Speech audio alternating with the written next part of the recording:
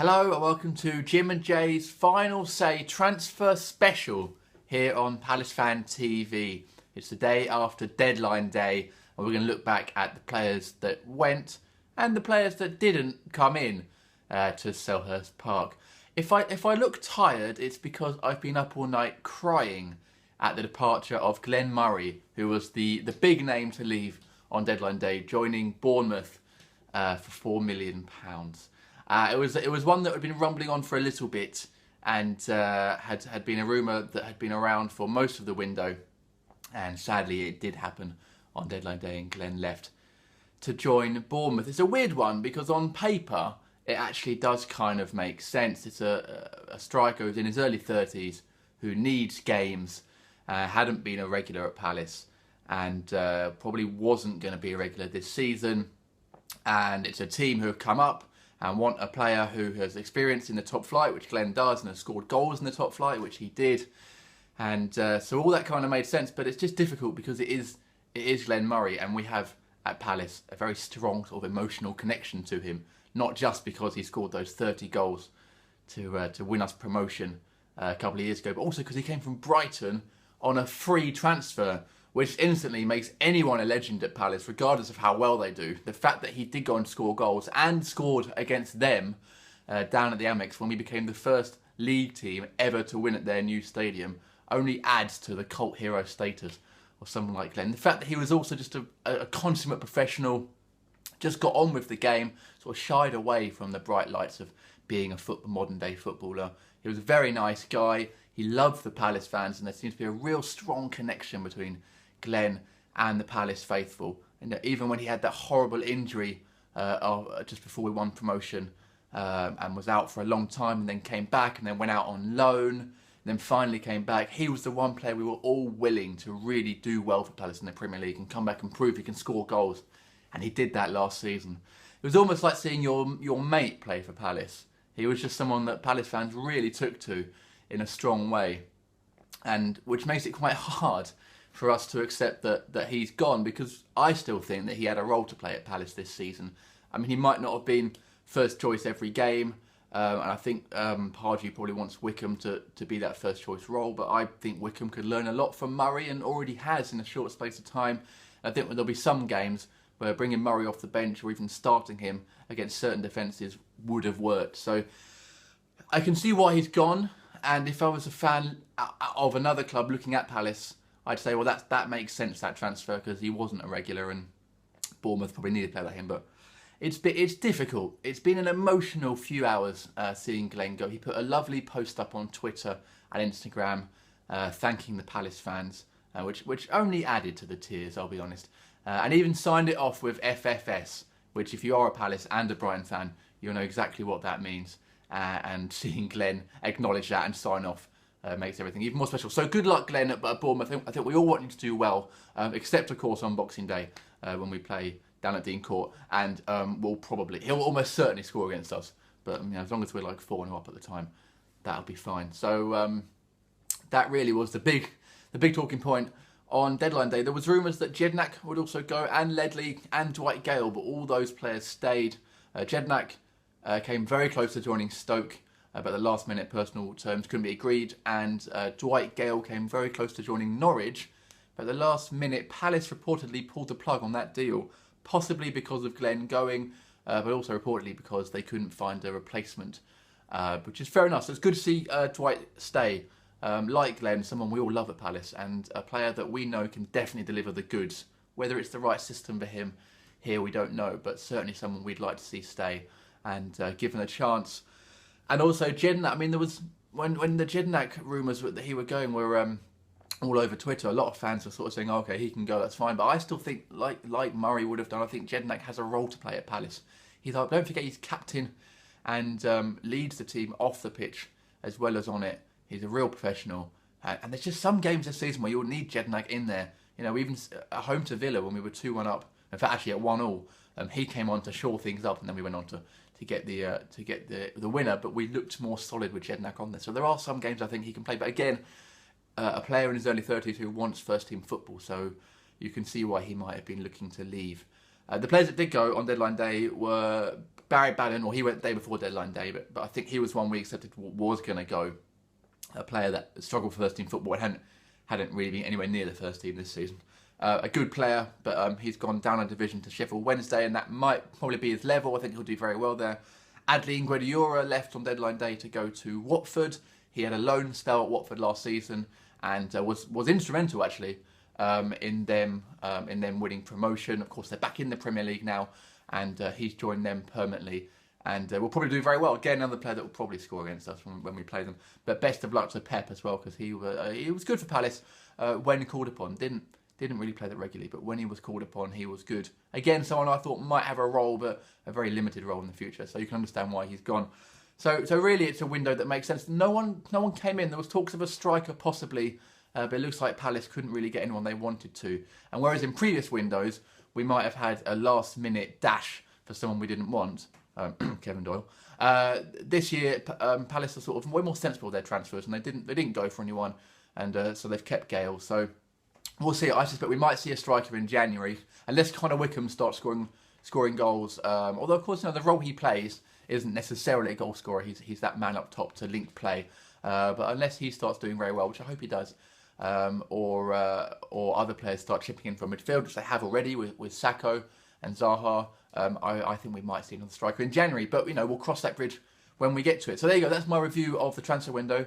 I'm off to get some more sleep. Here's Jay from the Eagles Beak with his thoughts on how Palace did on deadline day, and we'll see you for the next game, which is Man City at home. Obviously, there's an international break, but we'll be back for after Man City with our thoughts on the top of the table title clash. I didn't think we'd be saying that in early September. Don't forget to subscribe for more of these videos throughout the season. Drop a like on it if you've enjoyed it, and comment below with your thoughts on the transfer window. Should Palace have kept Glenn Murray, or would you have been happy if Jednak and Ledley had gone? So thanks for watching. Here's Jay, and we'll see you again very soon. Cheers. Hey guys, welcome back to Palace Fan TV, and we've got a special transfer deadline day video for you. You've already heard from Jim, so it's my turn to have my say on our dealings in the transfer window. I have to say, I think Palace did all their business before the deadline day, which is sensible. I think one of a few teams which actually were sensible enough to do their dealings in good time, although there was a lot of rumblings around some of the players that were possibly exiting, and some rumours about some coming in. But I think the biggest news among Palace fans is the departure of Glenn Murray. It's a real shame to see him go, but I think it's perhaps a deal that was probably too much to turn down for us, really. At 32 years old is he, Glenn Murray? Not getting any younger, 3-year deal for him. Perhaps Bournemouth can guarantee him more game time. It's a sad day in reflection. I know some fans are a little bit upset about seeing him go, but I've made my feelings clear on Twitter in that Weil is clearly a Palace legend and will go down as such. For me, it's perhaps the club outgrowing Glenn Murray in a way. I mean, he had his stint back at the club the second half of last season, and he did excellently.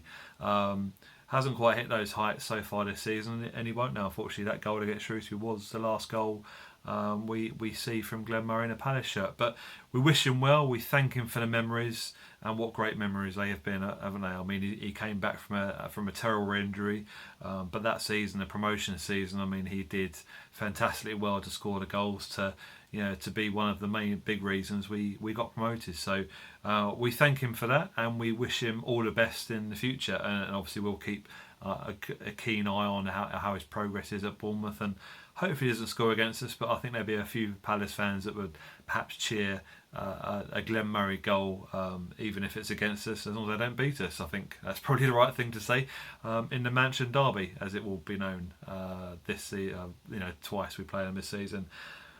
I mentioned dealings that we've had this summer. It's not just been a transfer deadline day. We've done well this summer with Johan Cabaye, Patrick Bamford on loan, Alex McCarthy, Connor Wickham, Bakary Sakho is the one as well. So I think we've brought in the players that we arguably wanted to see come in.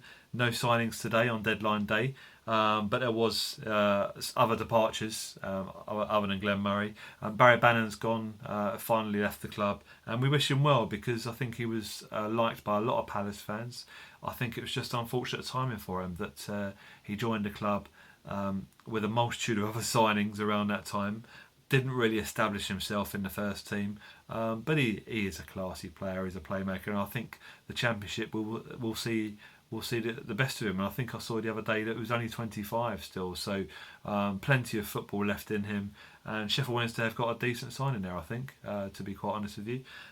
Also leaving is Adelaide Guedioura, who I've always liked Adelaide. It's just a shame he's always been on the fringes, and with the multitude of talents we've got in midfield, he's become surplus to requirements. And hopefully we can see something from him at Watford.